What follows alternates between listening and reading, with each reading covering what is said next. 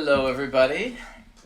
Hello, welcome to another episode of Gossip Finance. I'm your host, Alacius Inger. I'm Duncan Sandlin. How's everybody doing today? How are you, Lacey? Excellent. I'm just excited for another rousing edition of Republicans Gone Wild. There you go.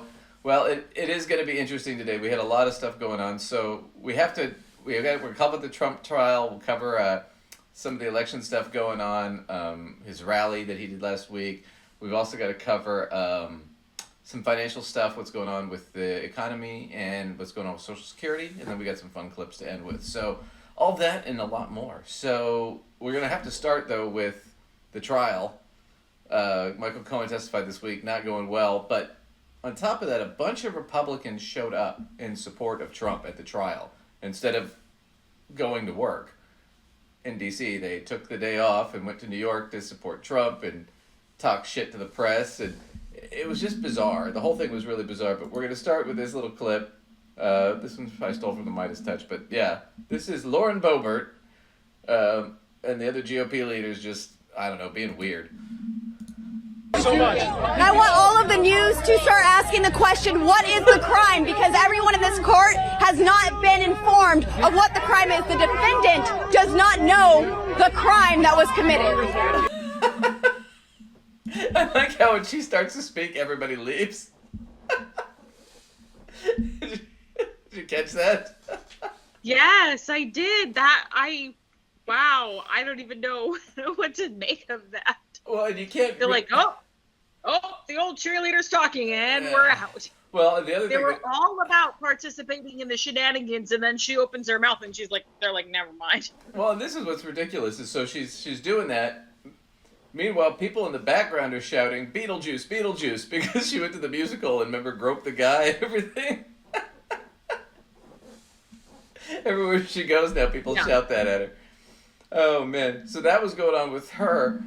And I love this. They keep doing this shit. They've been doing it on Fox News. What's the crime? What's the crime? What's going on with that? What's going on with the crime? Well, we got to go over this because we've gone over this already, everybody. We're going to do it one more time here. This is the crime. So this is the Manhattan District. For those of you in the back row, right, who might not have heard yet. So this is the District Attorney, Alvin Bragg. This is their website, the Manhattan District Attorney. And they list that Bragg announces 34-count felony indictment of former President Donald J. Trump. They have a press release right here where they explain what the 34 counts are. But as we've gone through before, they actually put up flowcharts to explain what the crime is. Right? And the crime is really simple. If you falsify business records, it's a misdemeanor. It's not a big deal. It's like a slap on the wrist. But if you do it to conceal another crime, it instantly becomes a felony. Just like if I break into somebody's house, it's breaking and entering, it's a misdemeanor. If I break in and commit a crime while I'm in there, it's burglary, now it's a major felony. Same concept. Well, can we just even simplify this further? I say to hell with the flow chart. Let's just say to hell with the flow chart right now. People don't take you to court and not tell you why. Well, yeah, no. Not a thing. No. Not a thing. We can say, screw the flow chart. This is the most ridiculous thing I've ever heard of, because a bunch of Republicans standing up there, jumping up and down, screaming, we don't even know what the crime is. That's not a thing. Not a thing. No. Even if you're being sued and it's as simple as a lawsuit, they tell you what they're suing you for. Right. They have to have standing to get in there. And in this case, there was a grand jury of 12 people that said this was worth taking to trial. So a jury's already heard this and said, yeah, we're going to go to trial. I don't know if anybody here has ever sat on a grand jury. That's all it is. The prosecutor comes in, he presents a case, and you guys rule on whether or not you think it's viable to go to trial. Grand juries are better because you're usually out of there the same day. And you don't have to hear the defense. But yeah, it's just crazy to me. But what really kills me is this. So Lauren Boebert's up there screaming and yelling while everybody's walking away. People are shouting Beetlejuice at her. While she's doing that, this is what she's not doing. She's not attending her son's trial. So Lauren Boebert didn't show up at her teen son's trial, but she's attending Donald Trump's. Well, I hope she's up for Mother of the Year. Oh, yeah. So Lauren Boebert isn't attending her teenage son's trial at home or providing him with a lawyer. So he doesn't have representation. What? Yep.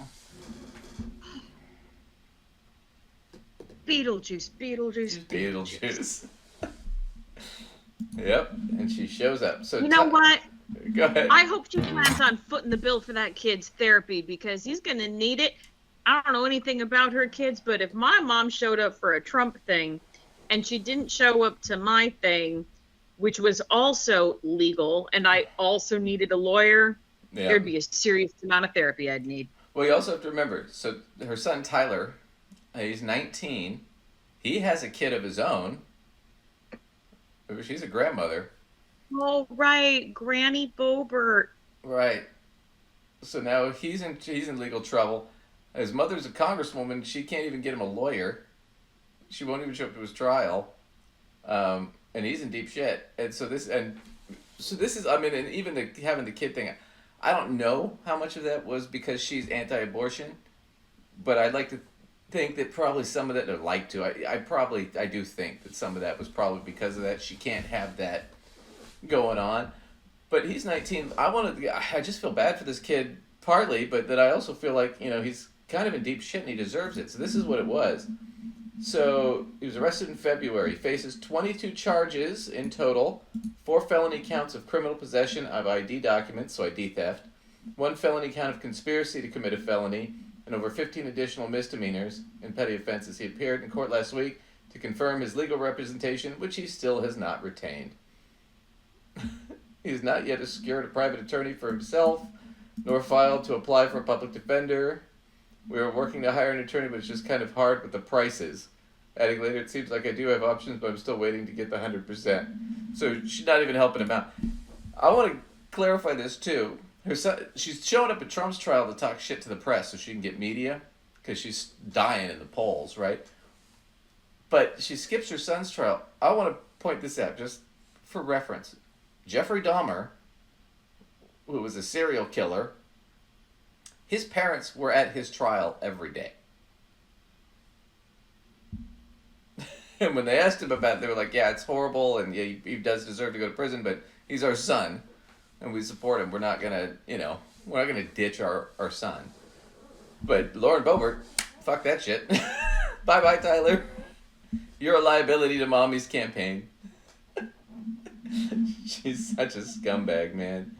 I can't believe her. Oh, so let's see. So let's go into this. Those are those good old-fashioned family values, Duncan. Family values, right there. Well, make sure you have all those kids. Well, I covered this. Well, you were out last week, but we covered the Stormy Daniels testimony. She basically established motive. That's pretty much all she did. Then it got to the big. So the first part of the trial. So there's 3 instances. There's 34 counts, but there's 3 instances. One is paying off the doorman, which ended up being a bogus story, but they still did it to hide it from the campaign, which was illegal. The second one was Karen McDougal, who he had an affair with for like 9 or 10 months, something like that. And David Pecker showed up, and he was the guy from AMI who worked at the National Enquirer, and he bought and killed those stories. And he bought and killed he didn't buy the Stormy Daniels one, but he did take it and kill it for him.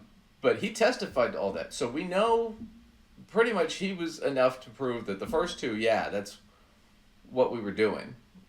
And he was pretty sure it was for the campaign. The rest of Trump's, his bookkeeper came up, or his assistant came up, his controller, I think, came up. They all kind of testified similarly. Hope Hicks, who was his assistant, came up, testified similarly, and she cried and stuff. And then Stormy Daniels didn't really know what his motive was for, what it was for the campaign. She just established that it was pretty salacious and he had a motive to hide it. So basically that's what we're trying to nail down. Well, the big guy that's going to nail all this and kind of tie it up with a nice bow, because it's circumstantially, he's guilty. You can say without a reasonable doubt at this point he's guilty, at least of the first 2, for sure. For the Stormy Daniels one, kind of iffy, but Michael Cohen shows up and he testifies and he basically says, yep, all about the campaign. We're going to look at this. Lawrence O'Donnell from MSNBC, he was there at the trial for most of it, so he's going to talk a little bit about this. Lawrence O'Donnell, who's been in the court overflow room. Lawrence, you've been there, it feels like every day. What struck you today about Michael Cohen on the stand? Well, Michael Cohen delivered what the prosecution needed him to deliver, including the phrase false business record. He was asked early in his testimony this morning when going through the invoices for his services that he did not provide, whether those were false records. He said they were, and more importantly, the records created by the Trump organization paying him, he said, were false business records, including the check stubs that came along with each one of those signed checks signed by Donald Trump. And he also stressed in his testimony, as the DA brought out, that the creation of the false business records was a Trump organization idea, which is to say, Michael Cohen just expected to get one of these $35,000 checks every month. He wasn't getting them, and he was told, send us an invoice. Send us an invoice so that we can put in for the payment. So Michael Cohen's sending of the invoice is what generates the false business records. And it wasn't Michael Cohen's idea to send those invoices and generate any of those false business records. But he was taken through that very carefully, establishing the exact elements that the crime requires to be filled. And then later, toward the end of the testimony, when he was asked, why did you pay Stormy Daniels? And he said it was to help the campaign. That was the only reason. And if Donald Trump were not a candidate, he absolutely would not have paid. So that's it. That's all the elements of the crime. And they've got paperwork to show it.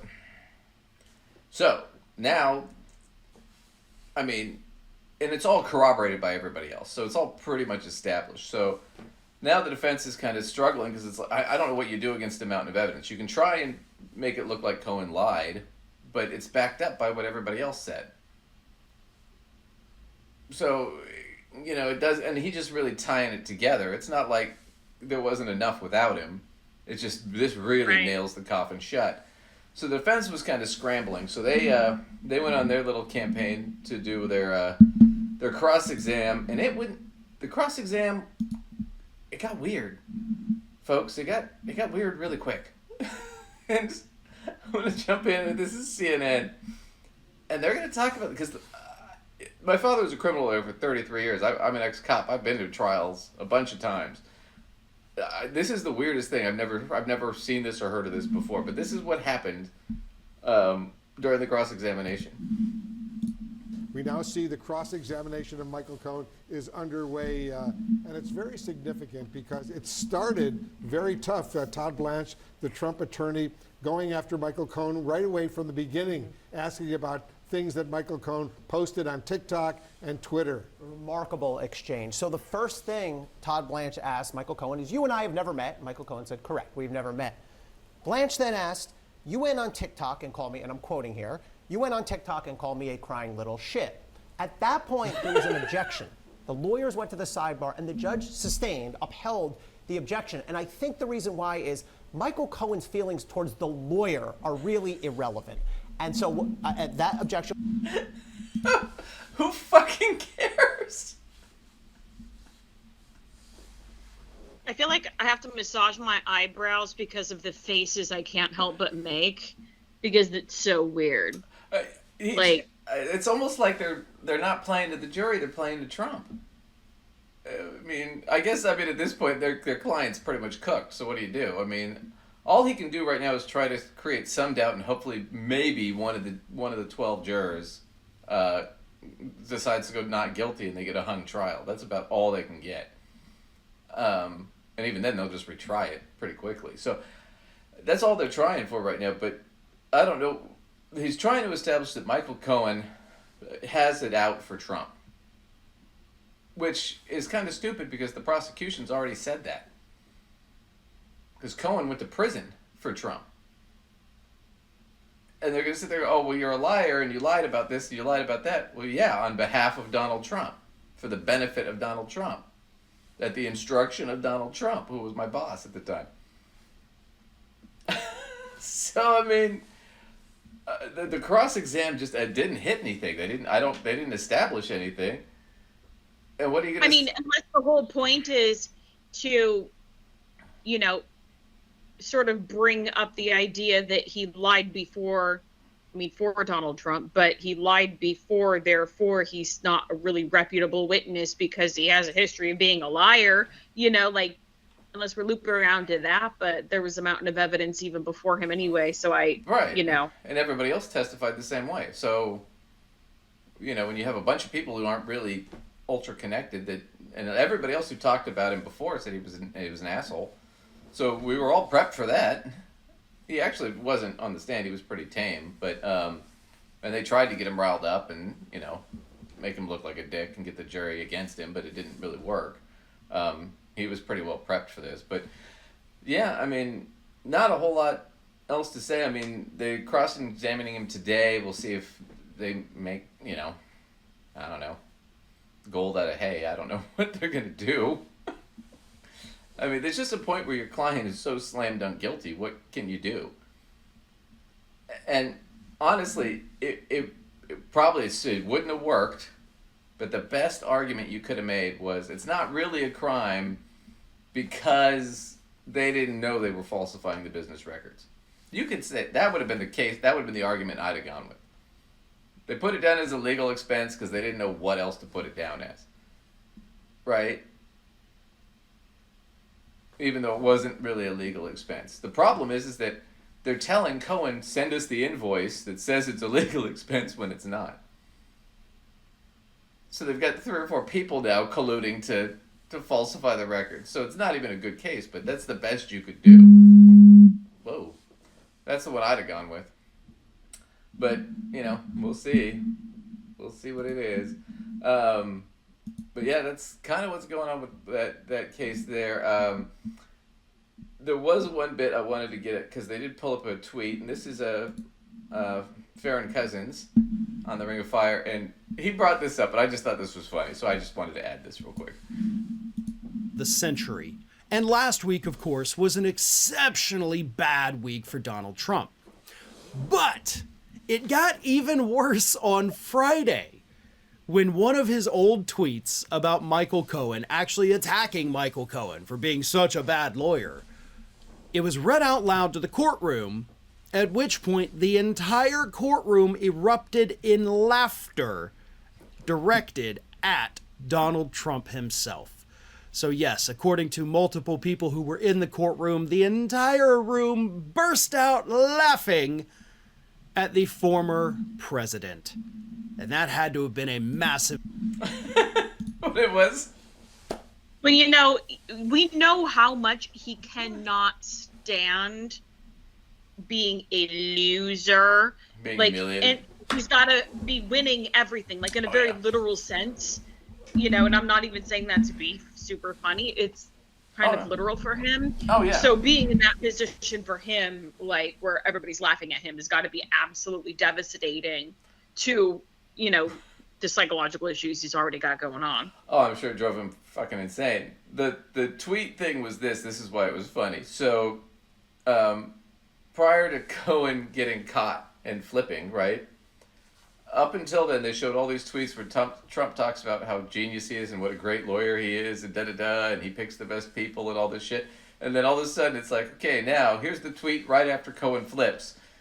And he talks about what Cohen's a horrible lawyer and he's a piece of shit. This is a total 180. So the jury's like, you know, you can see it just in a heartbeat.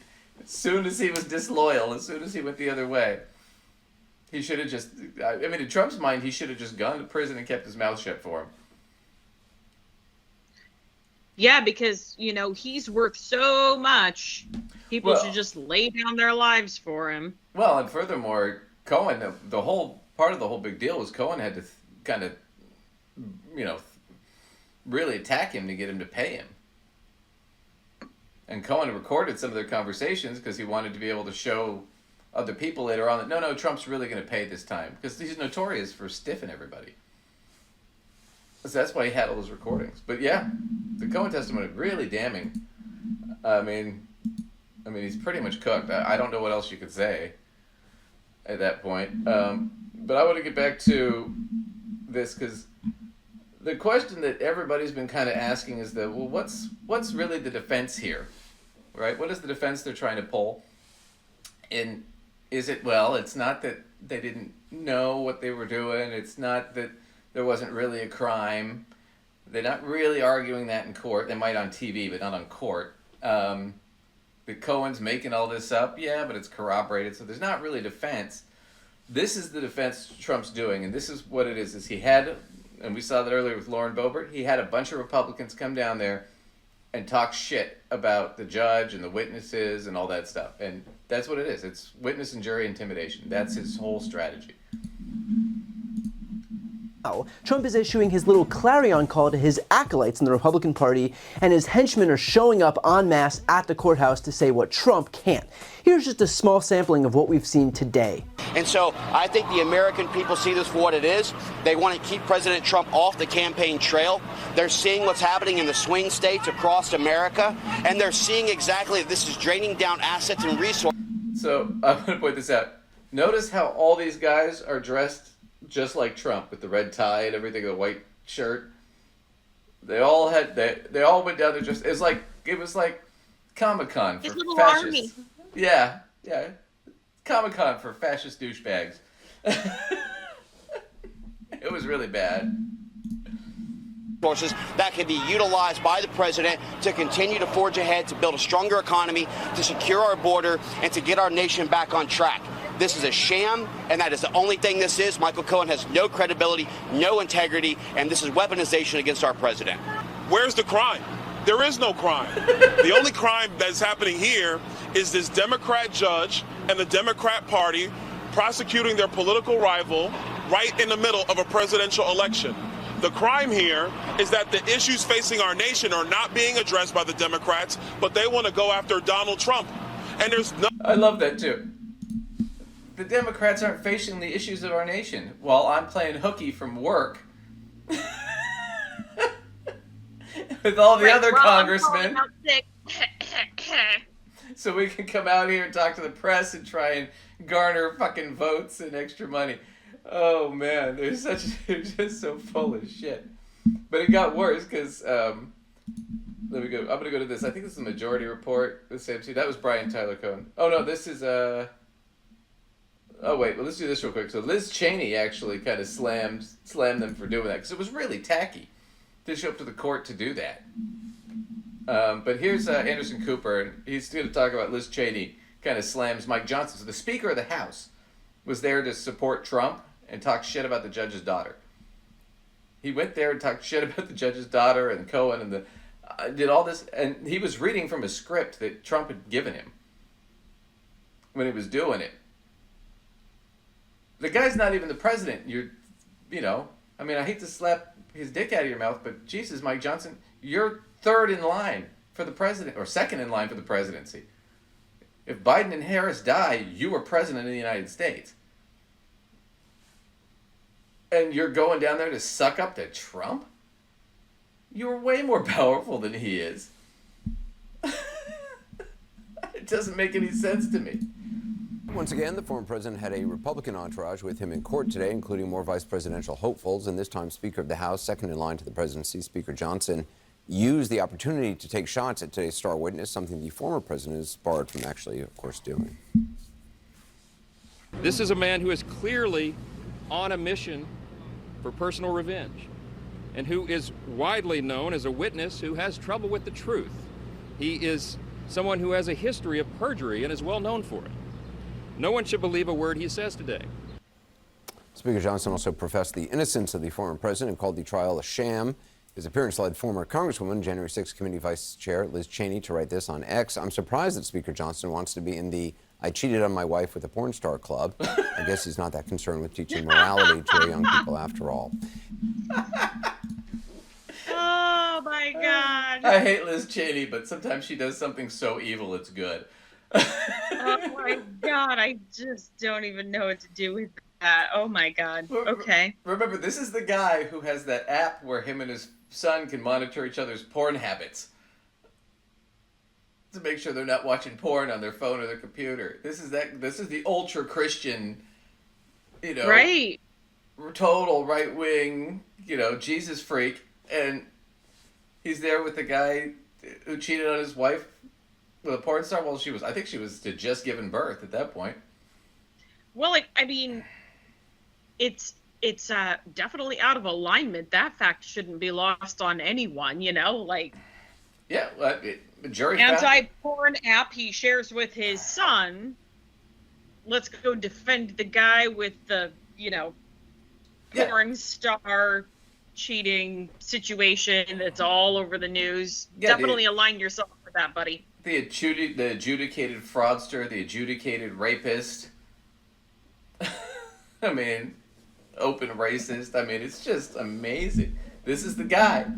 Very Christian of you, Mike Johnson. Very Christian. It got a little worse. So this one is the majority report. They're going to jump in. So this is Tommy Tuberville. And how do we know that Trump wrote them scripts and they're doing what Trump is? They're doing this at Trump's bidding. And they, you know, Trump called them and they all left work early and ran over there. So instead of actually legislating in the least productive Congress in the history of this country, instead of doing their jobs, they're at the courthouse talking shit to the press in New York instead of being in D.C. where they're supposed to be. Instead of doing that, but why do we know that they did it? Because Tommy Tuberville, the dumbest person in Congress, or in the Senate, I think he is, got up and explained, yeah, we're doing this because Trump told us to. And Sam Seder's going to cover this on the majority report. This is just crazy to me. Arguably, admitting to a violation of a court order. Well, he pretty much can't defend himself. So I was really disappointed, Chris, on how this whole thing was run. But President Trump's in good spirits. I spent a day with him. Hopefully we have more and more senators and congressmen go up every day to represent him and be able to go out and overcome this gag order. And that's one of the reasons we went, is to be able to speak our piece for President Trump. That makes me raise my eyebrow. Overcome this gag order? He just admitted it. We're trying to circumvent the gag order. Except for, in the gag order, Trump cannot direct other people to say shit. And he just admitted it. So Trump's in violation of the gag order. Now, the judge isn't going to do anything probably at this point unless the prosecution, files, a motion to find him in contempt. And I don't think the prosecution's going to bother at this point because Cohen's their last witness. So once he's done testifying on cross-examination, they'll do their rebuttal, and then, boom, they're on to closing arguments. This could be over next week. It looks like it's going to be over next week. Depends on how long the jury deliberates. Can't imagine it's going to be super long, though. They're going to basically walk out of the courtroom and then walk right back in. It's going to be like a Mel Brooks movie. How does the jury find the defendant? Your Honor, we find the defendant extremely guilty.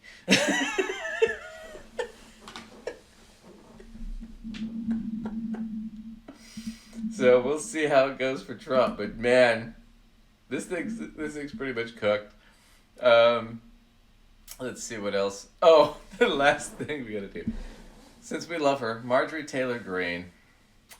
Well, Margie. Well, all the Republicans, Mike Johnson, who she just tried to oust while he was there at Trump's behest, with Matt Gaetz, the guy who's being investigated for having sex with a minor and trafficking a minor, and Lauren Boebert, who's groping guys at the Beetlejuice concert and skips her son's trial, and her husband's under charge and she's under investigation for assaulting her ex-husband and all this shit. The A team of the government was there at the trial. One person did not get invited. That's right. Poor Marge did not get invited, and she was very, very upset by that. So we're going to jump into this right now. Continues within his own party that is creating division and destruction within the Republican Party. First, though, let's get to Marjorie Taylor Greene and Steve Bannon just being all grossed out by Mike Johnson. Congressman Marjorie Taylor Greene of Georgia. This made me sick to my stomach this morning, ma'am. Oh, I can't believe I just had to listen to it again, Steve. It's repulsive. And the fact that he's like, I came up there on my own. Yeah, who paid for your airplane, Mike Johnson? And here's the whole thing about it. He's up there talking, complaining about the weaponized government against President Trump, against our presidential candidate for president. And Mike Johnson is the Speaker of the House. He's the only one that has the ultimate control to do something to stop it. And he's absolutely done nothing to stop it. And he told Playbook last week that no, he wasn't going to do anything. And then he called me up on the phone today and said that he's continuing to try to figure out a way to stop. I'm sorry. Why doesn't Trump like me? Why does he like... He likes Mike better. He likes Mike better. It's not fair. Why doesn't he love me? He didn't invite me. Why didn't Trump invite me? He invited Matt Gaetz. And who paid for Mike Johnson's plane?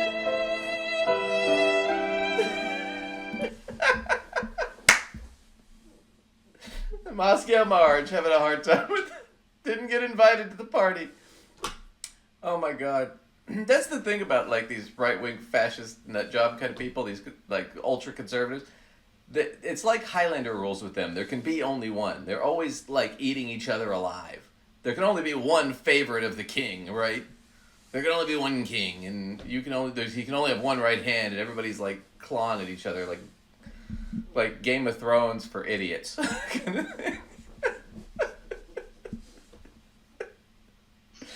Right? There's no. It's sort of like Game of Thrones meets Flavor of Love in the 90s.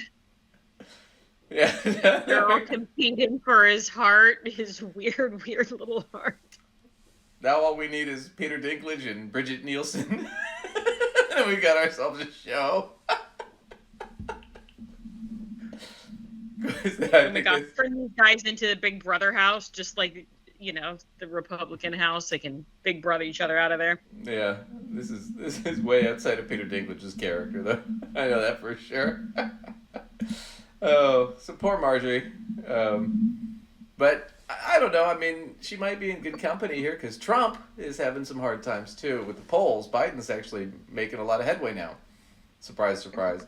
But Trump has been doing his rally, not a lot of rallies, but stuff. But he's been having a lot of speaking problems with slurring and getting off track. I mean, he was always all over the place before, but now it's like he'll slur and he can't finish a sentence, and he's having a lot of problems.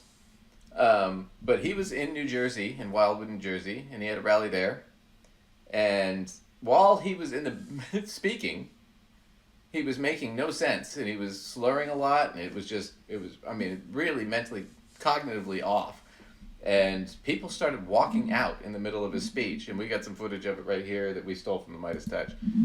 But this is really amazing to me. Politically, is there anything good about high mortgage rates? See, he's speaking right now as all these people are Taxes are going to leaving. go up 4 times if this. Look how many people are leaving. It's going to go up 4 times. And by the way, I have to say this. I have great respect for the congressman. I never used to talk about Biden this way. Until he did something.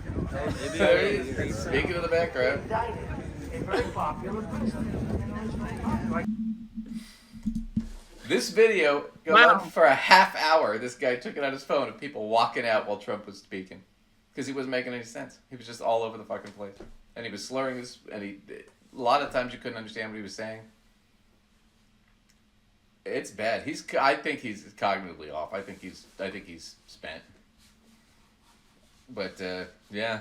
We'll see how it goes. He's going to be in big trouble, though, because... New segment here, Biden. Trump has been nagging, and he's been doing this at his rallies and stuff, and his speeches. Biden won't debate me. Biden's afraid to debate me. He won't debate me. I'll debate him anytime, anywhere, any place, but he won't debate me. He won't debate me. He won't debate me.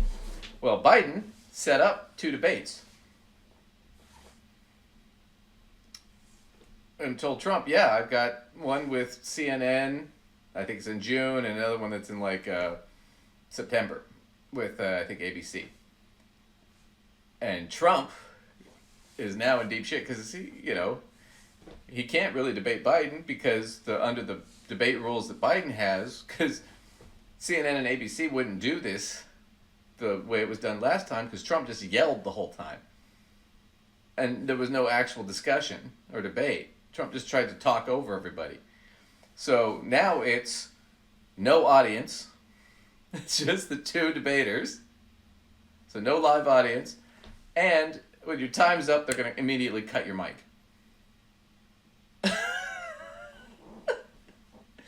So now Trump, his response was not, oh yeah, I'll see you at the debate. It's, oh, well, yeah, well, we set up a debate for Fox News in October.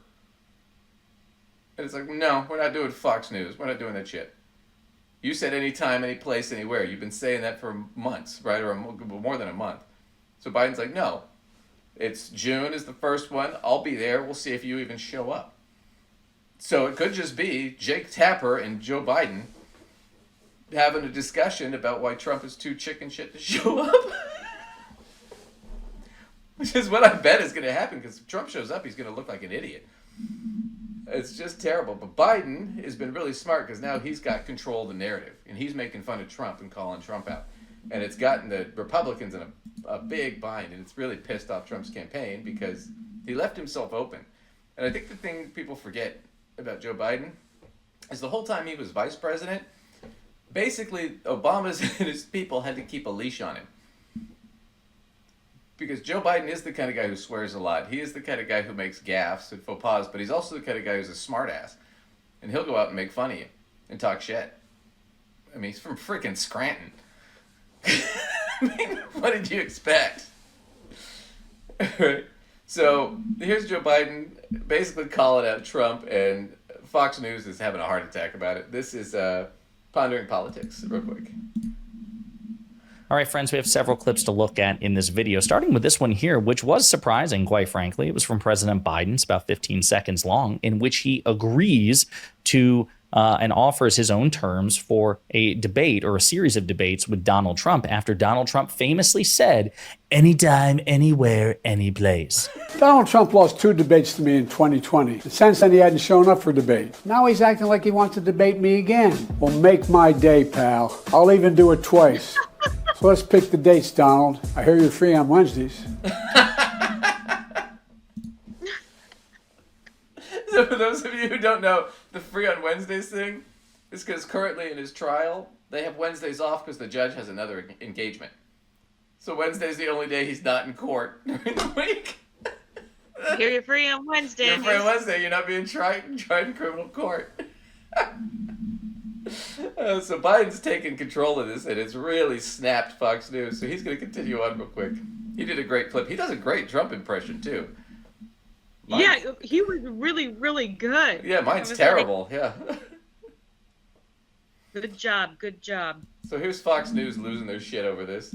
They think that sort of thing is really beneath the office of the president, if a Democrat is the president. I will say what I found most deeply disheartening from my commander-in-chief as he exploits the fact that a former president is in a criminal trial, the free on Wednesdays. It is all so sad to me because this is a president who promised us unity. He promised us he would be the adult in the room. He promised us he would behave commensurate with the office and, in his words, unlike his predecessor. And now we are getting someone that is taking glee over another human, a former president who is subjected to criminal charges. That's unacceptable to me. The plain comment, that's a funny quip. Go ahead. That's what...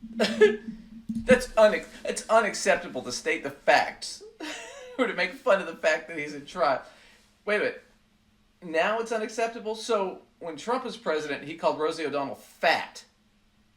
So he was also the president that made fun of handicapped people. Yeah. He was also the president. Camera. Right. He was also the president who called the coronavirus the China virus. I mean, the guy at his rallies while he was president going, where's my black? Where's the blacks? The guy who's, black people like me because I'm criminally indicted. they can relate to me. That guy. The grab him by the pussy guy. That's cool. But Biden said, We're hey. good with all of that, but if you point out that he's free on Wednesdays. Whoa, you're out of line there. You know what? When I was a kid, I used to hear from my parents that if I was going to make fun of somebody, I had to be careful because if you can dish it out, you better be able to take it. No kidding. But it kind of seems like they can dish it out, but they can't take it. No. Well, that's always how it is. It's a double standard. It's like when they sit there and talk. Well, we'll get into one in a little bit here, but they talk about one thing, and it's like, okay, but if their side does it, it's different. So it's like they've done that before, where they'll do like interviews with Trump supporters, and they'll be like, well, how did you feel when Biden put kids in cages at the border and separated them from their families, and they lost 600 of them because they didn't keep records? And they're like, oh my God, Biden's horrible, and da-da-da, and he's terrible, and he doesn't know how to do it, and da-da-da. Oh wait, I'm sorry, I got that wrong. It wasn't Biden who did that, it was Trump. Oh, well, at the time, it was... They start making excuses. It's like, the only thing that changed in the question was the name. Otherwise, there's no consistency. The consistency is only, my guy does it, it's fine.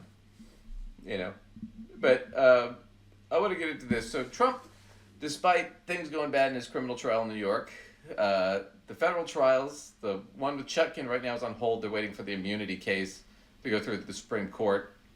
Lacey and I pretty much we'll bet the farm that the Supreme Court kicks it down the road and tries to kick it past the election. They'll either kick it back to Chutkin and try and drag it out and make her go through an appeals process again or something. Anyway, so there's that one. There's the Georgia case, and there's an appeal going on there, but that could potentially still go through this year. He might actually be in trial in Georgia during the election. Things go the way they're going. But the one he has, the real slam dunk easy one, was the stolen documents case in Mar-a-Lago. And that one, the judge, Ilhan Cannon, was a Trump supporter who he appointed. She's incredibly inexperienced. And she's been basically doing stuff in his favor all the time. And she's been shut down by the appeals court several times for basically favoring the defendant, Donald Trump. Well, now she's basically postponed the trial indefinitely. We're going to jump into Morning Joe, and they're going to talk a little bit about this. This is ridiculous. I mean, it's so corrupt. You have the most important case of all the cases brought against Trump, and it's with a judge who's going to make sure it never sees the light of day. I mean, it's just, ain't that America for you and me? It's just, it is uneven. But again, I have faith in the judicial system. At the end of the day, everything does balance out. So I'm not here trashing the American judicial system. Sometimes stuff just happens, and here we have just a great irony. We're living through a case that a lot of people don't think should have ever been brought, and we're never going to hear a case that's actually central to Donald Trump's crimes, what I perceive to be his greatest crimes, and she's just burying it. Yeah, and your faith in the legal system goes up again. Another phenomenon that we've all had to live with the last 10 years is that Donald Trump always gets away with it, and that's what's... Well, maybe not in New York, but certainly in this federal case. The thing about it now is it'll be interesting to see what Jack Smith does, who's the special counsel. He might have to get the appeals court into this again, and they might have to recuse her because she's shown so much bias. And then there's the whole thing about maybe she's got a reason and blah blah blah. She doesn't really, and a lot of her filing, she's been filing stuff electronically or by email and stuff. She's not actually doing motions and orders, which is weird, because that's typically how a judge does it. You do a motion, affidavit, order, you explain everything. She's been doing it by this sort of roundabout way where she can kind of hide it a little bit. Well, she's got another problem coming up, and she's got a little scandal of her own on her hands, and here's Michael Popak with the Midas Touch, and he's going to tell you a little bit about that. So This is Michael Popak, Legal AF. Judge Ilhan Cannon presiding over Mar-a-Lago. Gotcha.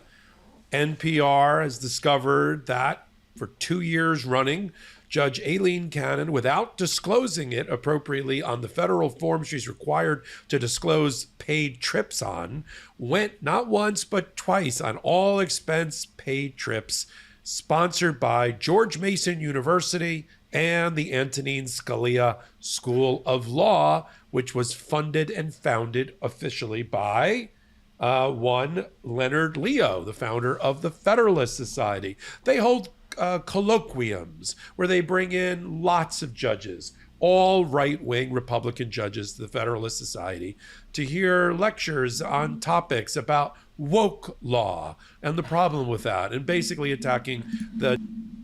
So she's taking bribes in the form of vacations from the Federalist Society, which is a right-wing, ultra-conservative, semi-fascist group who's trying to get Trump reelected.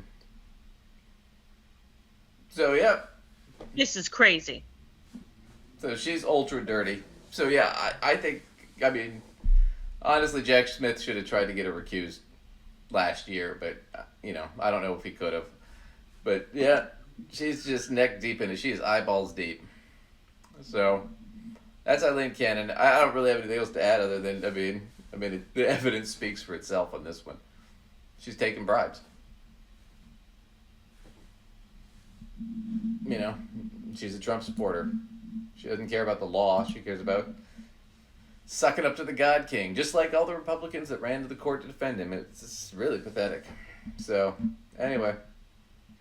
I wanted to skip into another thing. So, while all that's going on, at the RNC, they've been having, and I covered this last time, Lara Trump has, the woman who is now running their election integrity is also the woman who just got indicted in Arizona for the fake elector scheme and trying to basically rig the election in Arizona.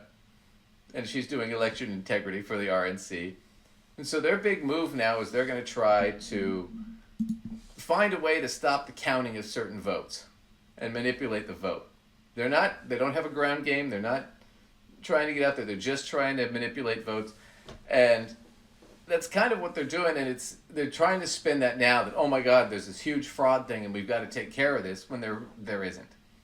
So they're trying to spin the lie now to try and get some more grip, right, later on. So this is Luke Beasley, and he's going to cover a little bit of this, but we're just going to watch a few clips with him. But it's pretty amazing to me how they spin this shit. We'll start with a Senate candidate in Arizona, Kari Lake, who of course ran for governor and still hasn't conceded that race because this is the modern MAGA Republican Party.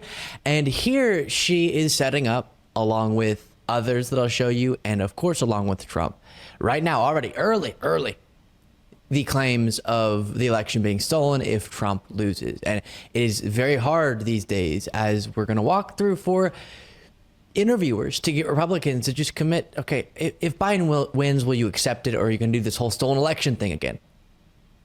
And it's very difficult to get a straight answer on that, because the answer is no, we will claim fraud. We will claim that it was stolen if Biden wins, which is not how democracy works. But here's Kari Lake perpetuating some of these claims, and then we'll move on to others. Do you believe one of the motivations here is to get illegals, foreigners, to vote for the Democrats? Oh, absolutely. 1,000%. Otherwise, they would be working hard to get the SAVE Act through, which will prevent that. Instead, in every state around the country, you're seeing Democrats fight tooth and nail any piece of legislation which will prevent illegals from voting, which will solidify and codify that already existent law. What they want, Maria, we're not going to see all these people pouring across the border showing up at polling places. What they want is to have a line in the voters' rolls so that somebody can vote for that person. And that's why they're asking them to register to vote when they get set up for Medicare and Medicaid, because they're giving them all of these services. Wow. They're asking them to sign up to vote. Then they have a line in the voter roll, and somebody will vote under that name. That's a total lie. Illegal immigrants are not voting. Oh, man. only citizens can vote. You have to be a citizen to vote. Besides, it's like, okay, so we're coming here from another country because I got a job, or maybe I'm seeking asylum, or I'm, there's famine or whatever. No. That's not why they're coming here. They're not coming here looking for work. They're coming here because they want to take that one vote. Out of 150 million voters, they want one vote. That's what I did. I came up here, I made the hike, I made the trek, I illegally crossed the border, I did all that just so I could vote in the election. One vote out of 150 million. And because it's voter fraud and it's illegal, I'm looking at 5 years in prison, then deportation.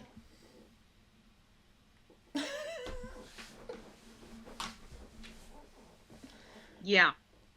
So why'd you come to America? Are you looking for work or no? I just wanted to vote in an election. Right? Like, Cast come a on now. fraudulent ballot. And the That doesn't even make any sense. Oh, and then the Democrats are signing them up for Medicare. And well, first off, some of them are entitled to it if they're working and they're here legally, right? They have papers and everything. Yeah, if they work, they're entitled to some of that. But I mean, it's up to a lot of that's, I think, is up to the states. But the other thing about that is the Democrats. I mean, to that kind of vast conspiracy that the Democrats are trying to manipulate the vote by trying to get illegal immigrants to vote. I mean, that would be easy to prove. Why isn't Congress dealing with this? Why isn't the FBI all over this and the Department of Justice? Right? If that was going on, you're talking about a massive problem, but it's not happening. It's like we said before, it's like unicorn drive-bys on Mars. It's an imaginary crime. It doesn't occur. Is it horrible? Sure, but does it happen? No. So, it's just stupid. I mean, but yeah, just Poland. I got nothing other than that. It kind of feels like they're just like throwing stuff to the wall to see if any of it'll maybe stick. You know what I mean? Oh yeah, lie meet wall. That's all it is.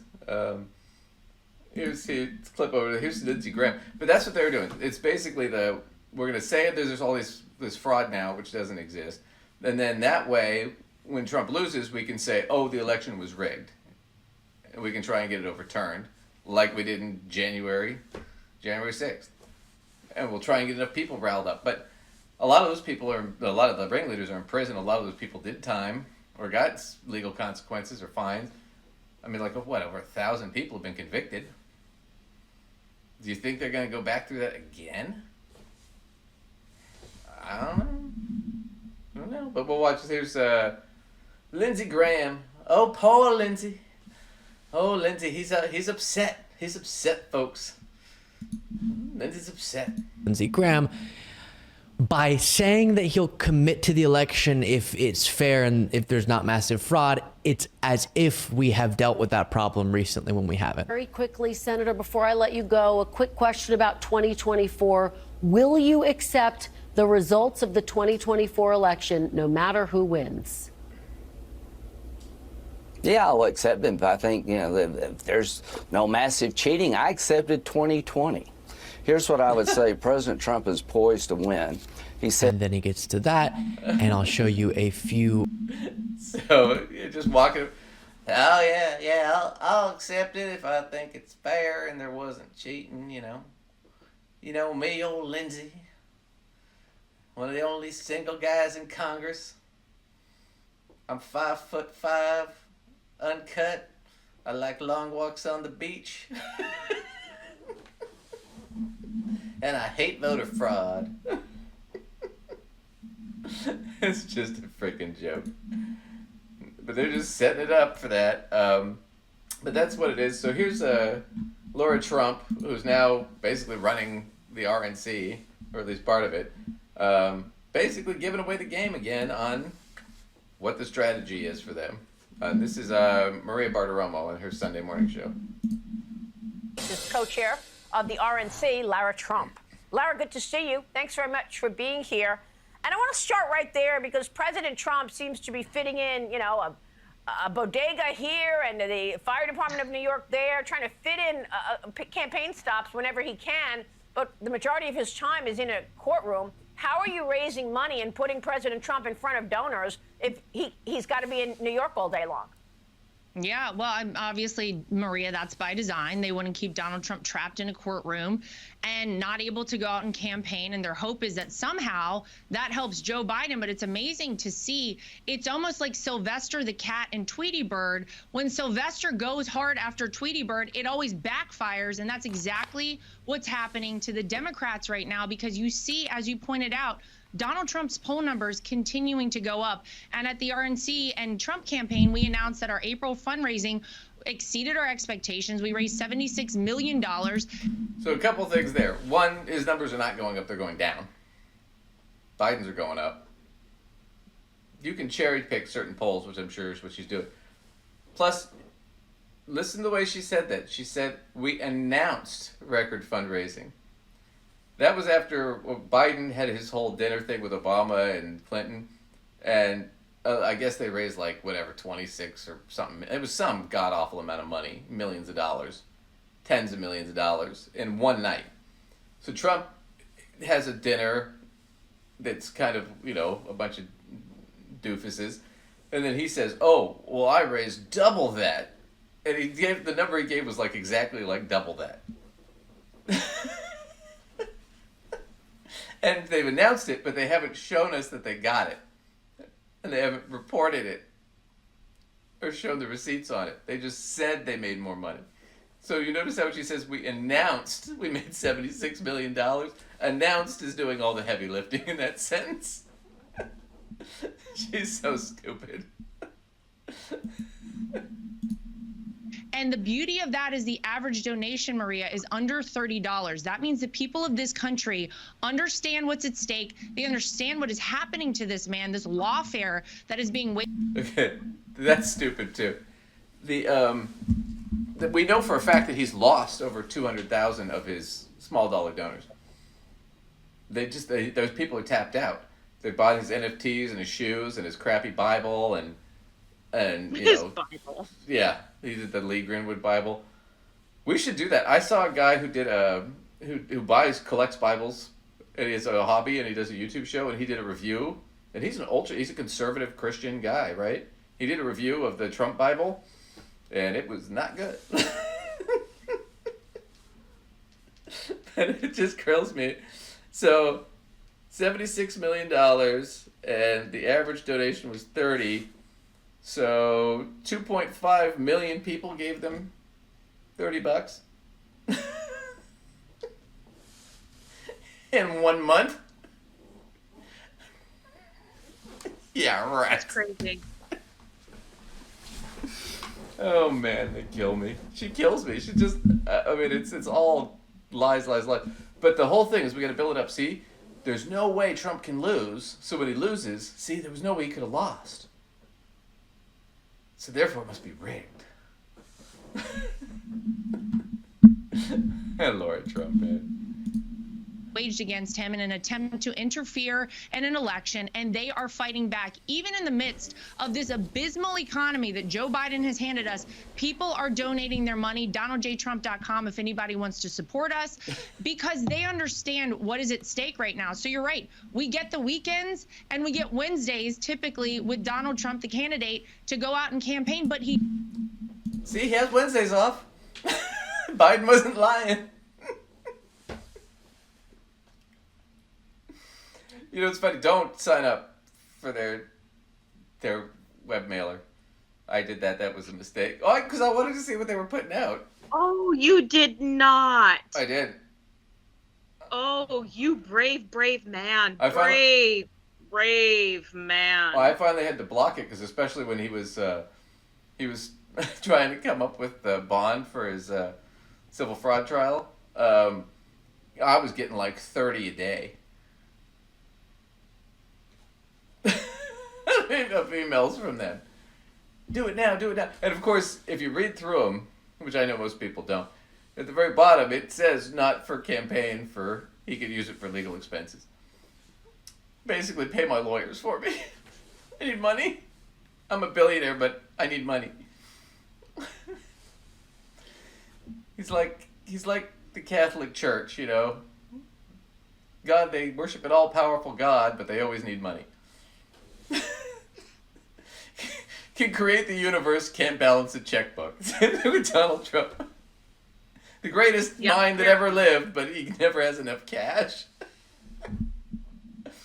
The other thing I wanted, Laura Trump, I think it was Michael Cohen who pointed this out. They hated her. They thought she was stupid.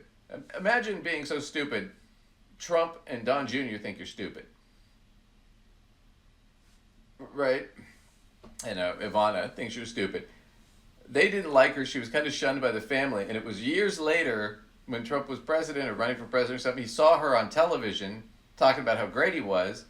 And he was like, oh, I like this woman. We need to find out who she is. Not realizing it was his own daughter-in-law. And the mother of some of his grandchildren. Didn't even know it was her until he said, oh, she's great. She's talking. She's telling everybody how great I am. So that's how she got this job, just by sucking up. So, it's just so pathetic how they have to grovel to him, man. Everybody's got to grovel. Okay, so that was the news. Fun stuff. But we got some other stuff. We got to do some finance stuff because it is a finance show. It's been a drag. We've been inundated with so much of this political news because it's an election year. We don't get to the stuff we enjoy. Granted, it doesn't get as many views, but we like it. So it's part of the reason we did this show.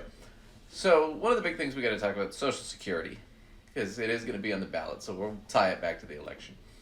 Right now, there's kind of an issue where Social Security, the way it's funded now, initially, it was funded, money comes in, right? You pay your FICA tax, your Social Security, payroll tax. That goes into Social Security, and then it goes out to pay a lot of the people. So a lot of it just gets used right away. And it pays out like over 1.6 trillion, I think it did last year, in benefits. And it's just old age insurance is all it is. It's just so you don't starve when you're older. It's not like it's a retirement plan. It's just enough to sort of survive. But that gets paid out. But what happened to us is we set up in the 80s they set up a trust fund, and that got misused pretty heavily by Reagan and then Bush and Clinton and Bush Jr. But the trust fund is going to run out.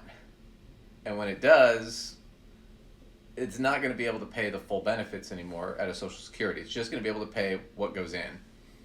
And so it'll only be paying whatever 80-something% of what it is now. Right, it's like a little over 3/4. So we either have to do something right now to increase the trust fund or increase the amount of revenue coming into Social Security, or people are going to end up taking a cut in about 10 years, which is going to be really devastating. So the big question is what's the plan? What is everybody going to do about it? And so you have the two presidential candidates, Biden and Trump, right? What are their plans going forward? But I want to look at this real quick. This is just a quick little clip on kind of what's going on with that. To a new report by the entitlement program's trustees that shows if Congress doesn't act fast to address those pending shortfalls, there may be fewer options to fix things. The report shows that by 2035, payroll tax revenue and other income sources may only be able to cover about 83% of the benefits owed once trust funds have been exhausted. Meanwhile, Medicare funds are only expected to be able to cover scheduled inpatient hospital benefits until 2036. So that's really, really devastating. We got to figure out. Debut our Pause. There you go. Yeah, so that's devastating. Think about that. 10 years, people will be retiring, or people that are already retired will be in their 60s, 70s, right, 80s, and their Medicare won't be fully covered. And their Social Security will be reduced for people that are barely scraping by. Millions and millions of people that are barely scraping by. So something needs to be done about this. Now, the Republicans have tried to privatize this, have tried to get rid of it since we've been alive, since before we were alive. They think it's socialist, and it is. It says Social Security. It's in the title. It is a social program. It's also one of the most popular, if not the most popular, social program. So it's huge. So the big question is what is everybody going to do about it? So I just want to do a quick comparison of what the two different plans are, and I'll kind of explain what they are. So this first one, let me do this, is Joe Biden. So Joe Biden, that's just Yahoo Finance, wants to make big changes to Social Security. Will Americans support what he wants to do? So President Biden discussed some of his plans for the country in his recent State of the Union address, blah, blah, blah. This was March 17th, this article came out. So last week, Biden released his proposal budget for fiscal year 2025. It's a $7.3 trillion budget, yada, yada, yada. So here's what it is. So more money for Social Security in fiscal 25. Biden wants to increase the discretionary budget for the Social Security Administration by $1.3 billion from the 2023 level. That would bring the total budget of the agency to $15.4 billion. Note, however, this amount doesn't include any benefits payments. Social Security dished out more than $1.3 trillion in benefits last year. Most of the funding for the benefits comes from payroll taxes. So, like I said, money comes in when you pay your tax, and then it goes out to the beneficiaries, right? So they basically the young pay for the old. But there's also a trust fund that acted as a surplus, but money's not going into the trust fund; it's just going out at this point, and the trust fund will run out at some point. And that's the concern. So it does help. I mean, he's not adding money to the trust fund, but by adding money to $1.3 billion to the discretionary fund, it means they can get more people, they can be more efficient, they can help process claims, look for discrepancies or issues, overpayments, things like that, and get that corrected and make Social Security more robust. So that's a start, but where he really gets into is how are we going to pay for it going forward? So the president's budget proposal relates only to SSA's administrative functions, yada. So his bigger plans for Social Security. Biden has bigger plans for Social Security than just administrative improvements, though. His proposed budget also addresses his desire to work with Congress to strengthen the federal program. The president listed several guiding principles for any Social Security reforms. Most importantly, Biden remains adamant that no benefit cuts be made to Social Security. He's mentioned in his previous public statements that he views an increase to the full retirement age as a benefit cut. So that's important. Because Republicans have done this before, where they're like, oh, it's not a benefit cut. We're just going to say you can't collect it until you're older. Well, yeah, that means I'm not getting those benefits for years. So it's a benefit cut. Right? So, like, for example, people that were born, I forget what year it was, 59 or 60 or whatever it was. So, like, people in their 60s now, or people in, they're like 67 or 68 now, they got full retirement benefits at 65. Now I think it's 66, and then in a few years it's going to be 66 and a half, and then shortly after that it's going to be 67. So that's 2 years where you can't get full retirement benefits. Sounds like a cut to me. It is a cut. But Biden doesn't want to push the age back any further. So that's a big deal right there. Because Republicans do. They want to push it back to 70. They'd probably push it back to 90 if they could. So there's that. Another cornerstone of Biden's plan is to extend Social Security solvency by asking the highest income Americans to pay their fair share. This is the important part. Although the budget didn't provide details on what that would mean, Biden has in the past proposed making all income above $400,000 subject to the payroll tax that helps fund Social Security. That's a big deal because currently, if you make over $400,000, every dollar you make over penny, you make over $400,000, you don't have to pay FICA tax on. You don't have to pay Social Security tax on that. You only pay on the first $400,000. So the ultra wealthy are not paying their fair share of Social Security tax. So Taylor Swift makes $100 million, right? 99.6 million of that she doesn't have to pay Social Security tax on. If she did, that would fund the program. If her and everybody else, that top 1% of earners, were doing that, it would fund the program. And the truth is, like, come on, think about it, guys. Would they even really notice? I mean, when you're dealing with numbers that large in terms of your income, are you really going to notice? They'll notice. It's a significant amount of money, but the bottom line is that's how society works. If you're rich, yeah, you get the benefits of having a society that props you up and makes you rich. You need to put back into that society if you want to sustain that system. You can't just keep it all for yourself and not contribute and expect everybody to do it for you. That's kind of the argument here. You can argue whatever way you want, but that's Biden's proposal. At least there's a solution there, right? We're going to start taxing the rich to make sure that the poor don't die in poverty on the street from old age. And when people do that, oh, well, they can just work longer, or people want... First off, medically, not everybody can. Physically, not everybody can. And furthermore, this is the problem that happened when we established Social Security. It wasn't that these people in their 50s and 60s at the time, right, in the 70s, couldn't work or didn't want to work. It's why would I hire them when I can hire somebody who's 20, who can work harder and is more productive and is more up to date with their education. And I can hire that person for less. They can't compete in the job market when you get to a certain age. That's just the problem. So that's Biden's thing. So Biden's got sort of a loose plan, at least, that they've been pushing. And honestly, Elizabeth Warren's pushed this and Bernie Sanders have pushed this in the past. But that's what it is. We're just going to have to, everybody's going to have to start paying tax for payroll tax for Social Security. Even if you make millions, you're going to have to pay the tax. Just like the rest of us pay 100% of our income into it. You got to start doing that too. Okay, so there's Biden's whole spiel, right? So there's one. So let's look at Trump. So here's the counter.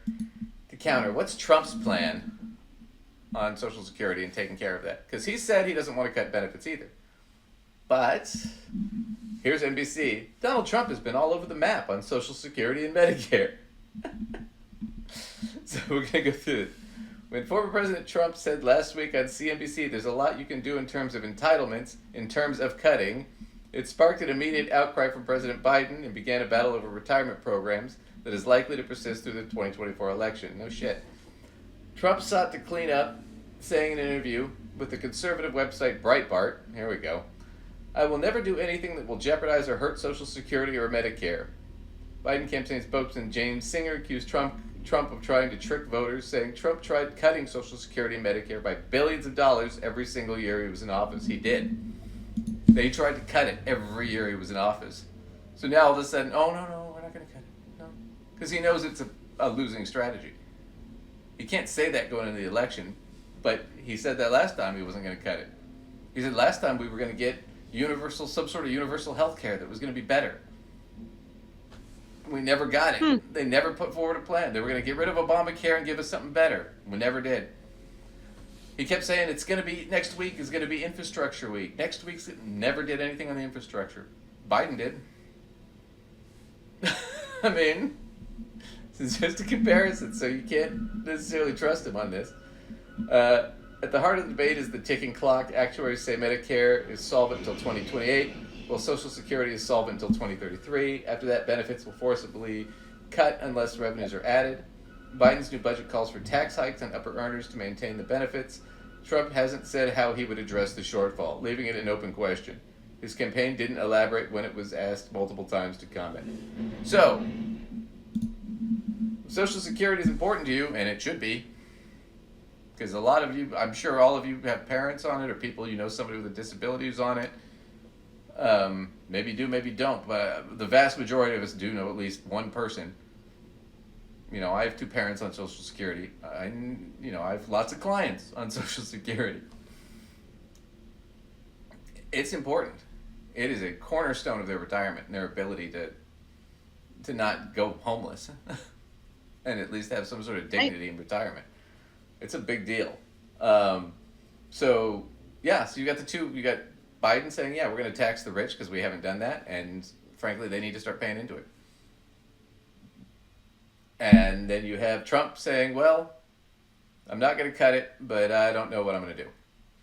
And I'm not going to comment.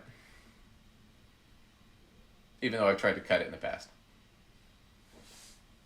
So those are your two choices.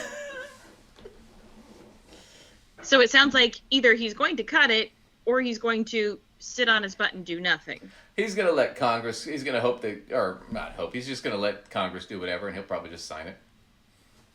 Same as if he had an abortion ban. So that's the deal with that. So Social Security, I think that's a big issue, and I think you guys should be wary of that, because you don't want to end up, you really do not want to end up being in your 60s and not having any income. Right? Or any way to survive. And living off your savings is not a great way to do it. But let's get into some fun stuff real quick. So I got a clip here from the Young Turks. So Marjorie Taylor Greene comes back again. So there's the whole thing going on in Israel.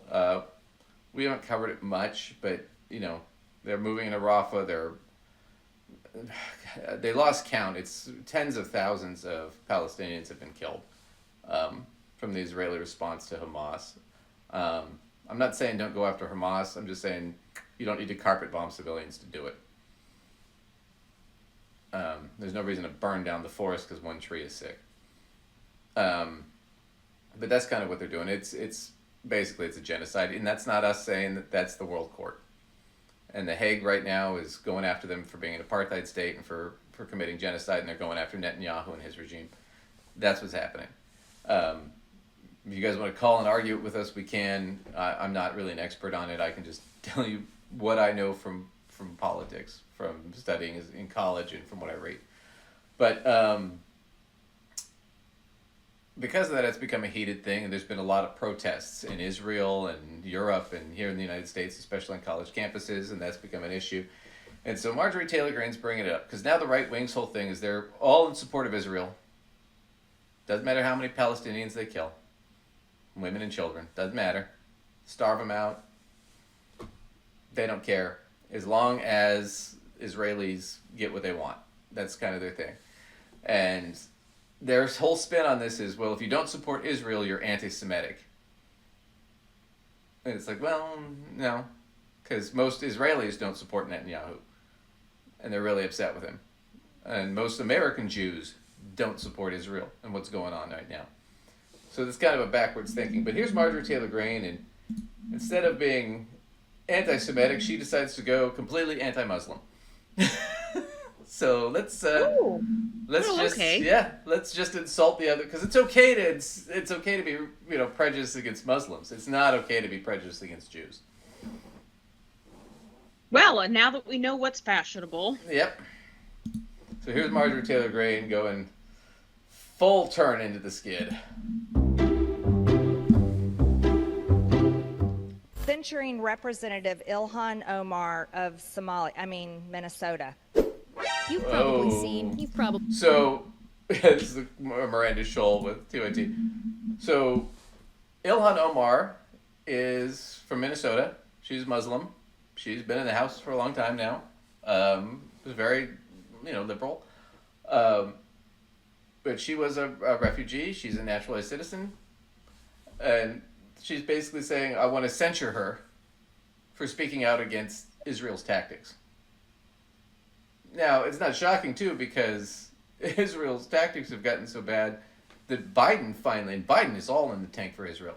Biden finally said, oh, we're going to cut back on some of the weapons we send you. Not like it does a huge deal, but at least he's making a statement, right? But how does she start? Oh, Ilhan Omar from Minnesota. Like she's not an American. That's shit. It's just horrific how she does this. So we'll skip into it a little bit more, but it just amazes me how horrible she is. So, on the floor. Whereas Representative Ilhan Omar took an oath of allegiance to the United States upon becoming a citizen, declaring, I absolutely and entirely renounce and abjure all allegiance and fidelity to any foreign prince, potentate, state, or sovereignty, of whom or which I have heretofore been a subject or citizen. Whereas on January 27, 2024, Representative Omar gave remarks at an event in Minneapolis in which she made treasonous statements, Whereas Representative Omar said she has spoken to many Somalians who asked her to intercede for the Somali government by pressuring the United States government into certain actions. Whereas Representative Omar assured the Somalians she spoke to, the U.S. government will only do what Somalians in the U.S. tell them to do. They will do what we want and nothing else. They must follow our orders, and that is how we will safeguard the interest of Somalia. Whereas So if you haven't figured out, this is all a lie. It's all bullshit.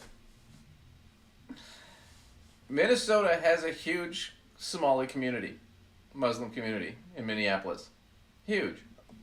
And those people are there and they have issues and interests, but they're citizens of the United States.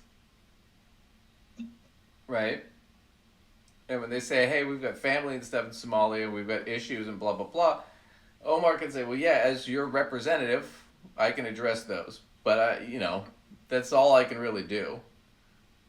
Right? Because it's a foreign affairs issue. It doesn't just affect one community. Sure. Right? In Minneapolis. So, I mean, it's kind of bullshit. So Marjorie Taylor Greene's trying to spin this like this. She's got some big conspiracy, like she's some spy for the Somali government or something. She's some longtime plant.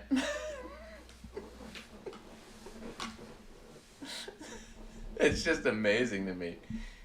Remember, this is the Jewish space lasers lady. You want to talk about anti-Semitic? Jewish space lasers. Oh my goodness. This is the and yet one... they're going to keep re-electing this crazy lady. Well, she's talking about treason. I'm sorry, aren't you the one that supported January 6th and said those people are all political prisoners and hostages? The people that tried to overthrow the government, that tried to overthrow an election?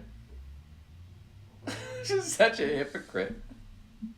I'll watch a few more seconds of this. It's just crazy. Representative Omar continued, for as long as I am in U.S. Congress, Somalia will never be in danger. Its waters will not be stolen by Ethiopia or others.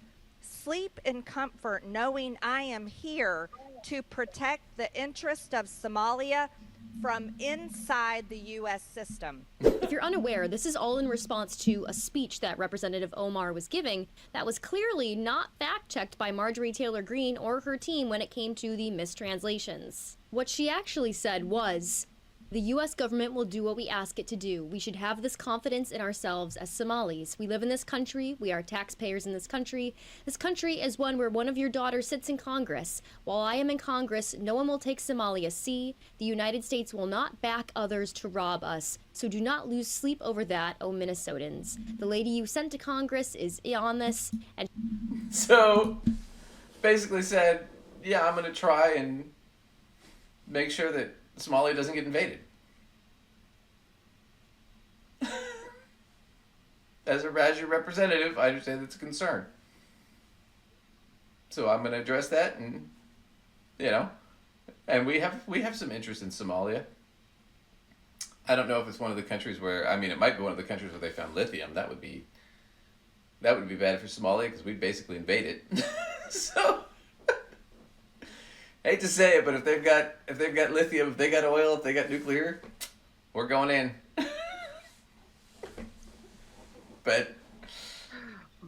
But yeah, so she wants to censure her and she wants to have her deported. And they're like, okay, Marjorie, you can't deport a U.S. citizen. Where are you gonna deport her? Duluth? Bemidji?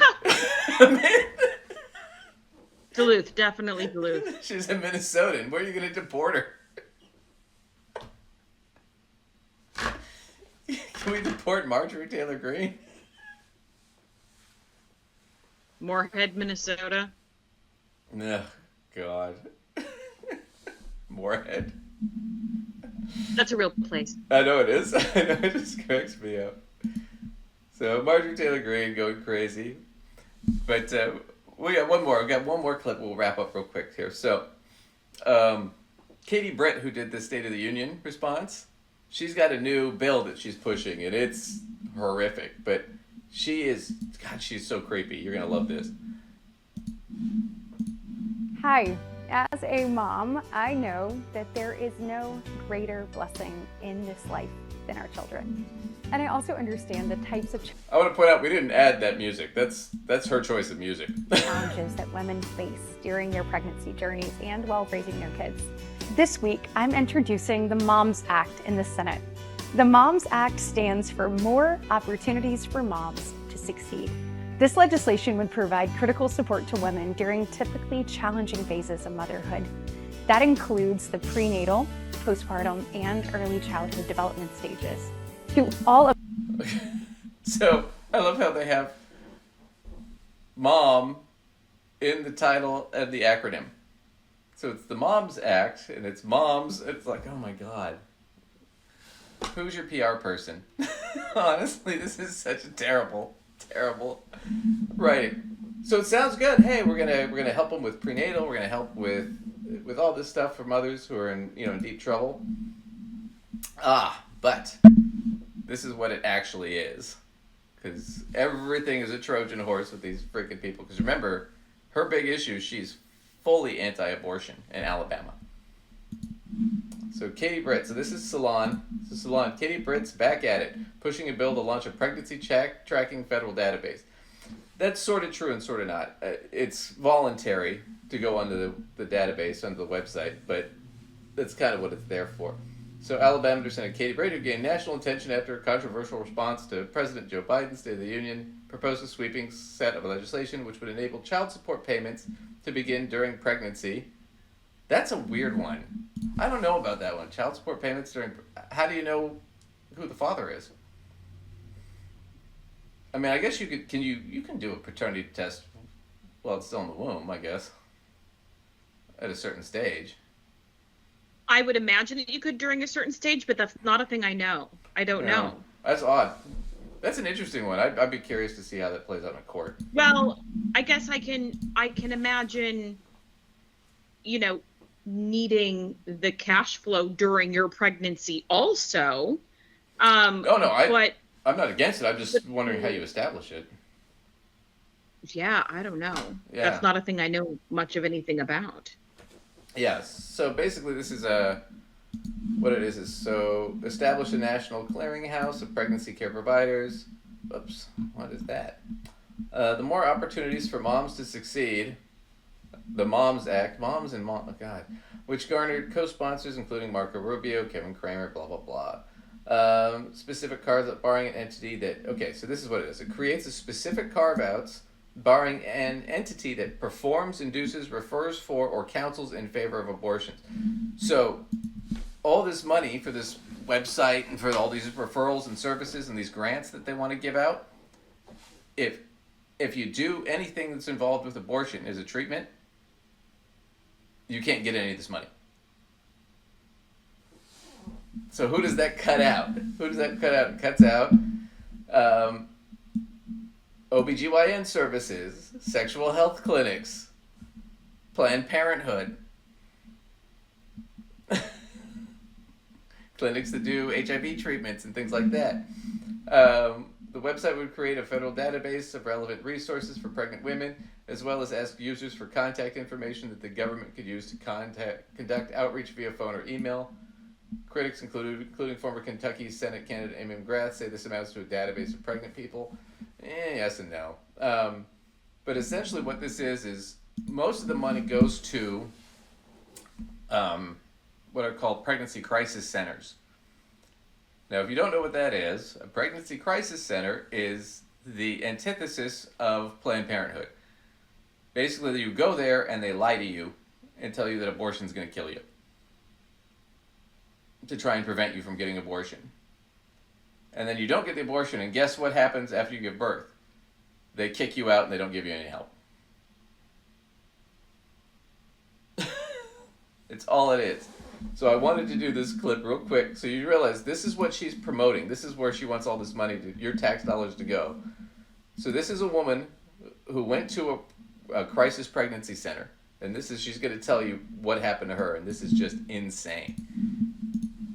They told me that If I have an abortion, I'll get breast cancer, and I may never be able to have children again because abortion causes infertility. So that's not true, but they tell you those things.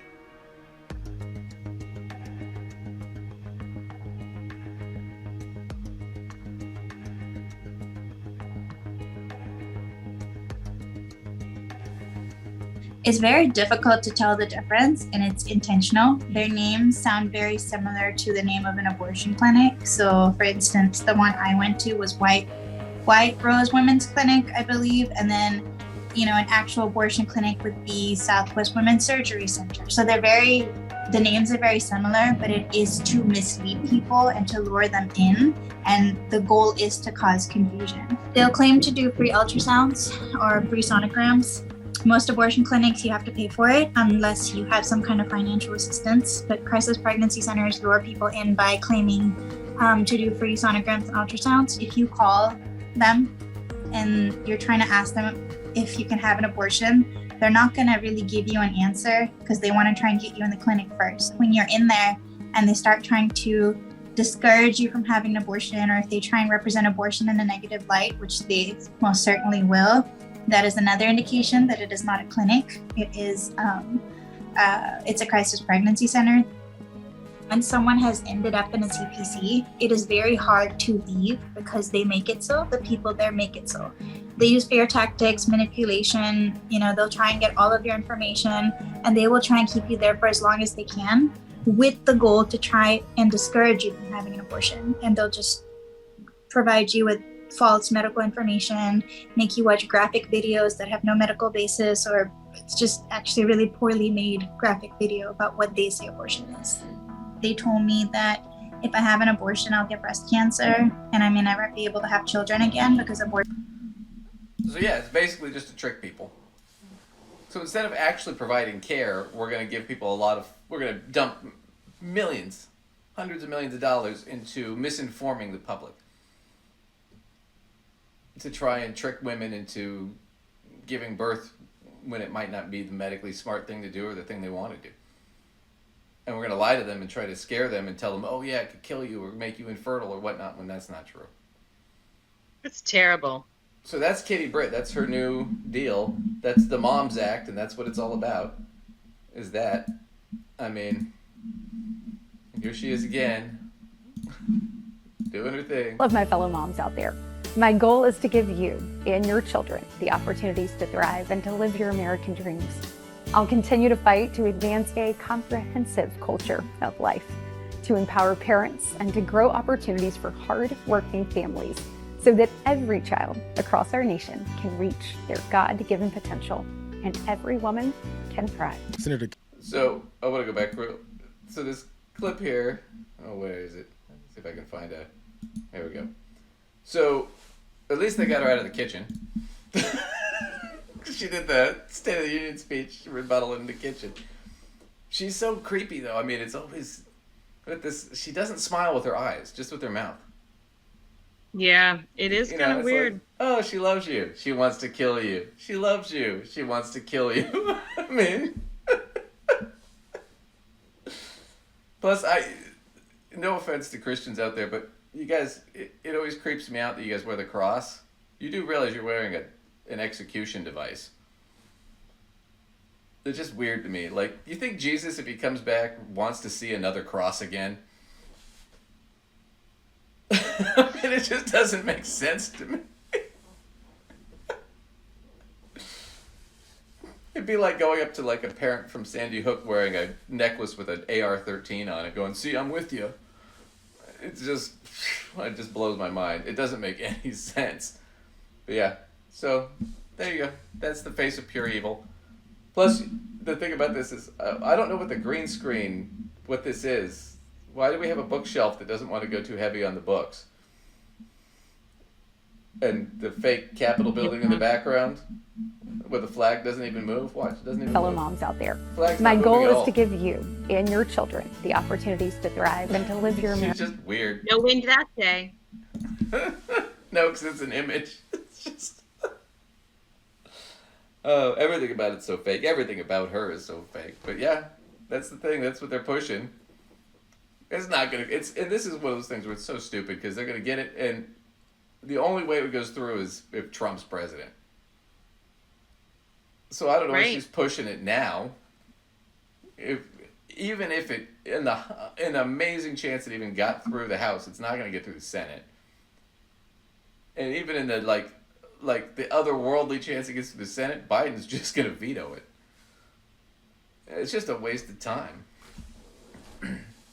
And even if they passed it, what does it do? It disenfranchises a lot of women, and it takes a lot of funding and resources away from things like Planned Parenthood and actual treatments and actual information. So, anyway, that's Katie Britt.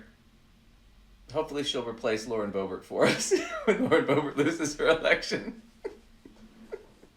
Maybe so. I don't know. I think I liked making fun of Lauren Boebert more because this lady's creepy. She brings a kind of creep factor to me, but yeah. Regardless, it's like Looney Tunes. It's like, okay, the coyote's funny because he's a goof and he gets hurt a lot. That's just basically Lauren Boebert, right? This woman's like Pepe Le Pew, where you watch it as a kid and it's funny, but then you get to be an adult, you're watching Pepe Le Pew going, what kind of serial rapist is this guy? Yeah, she's like Children of the Corn. Anyway, that's our show. End it with Katie Britt creeping everybody out. All right, there we go. There we go. Well, thanks everybody for watching. Once again, if you guys want to come on the show, please email us. Let us know. We're always looking for somebody to come on. We're thinking about getting some guests pretty soon. Lacey, where can everybody catch you? As always, you can catch me in my materials at mysensewithsense.com for information about courses, workshops, or articles that I've written. If you want more information about those, or if you want to invite yourself on the show, or you've got some fun clips to send us, go ahead and email us. Duncan, where can they email us? Yeah, email us at gossipfinancead@outlook.com. It's below in the description. Thanks everybody for joining us, and we will catch you guys next time.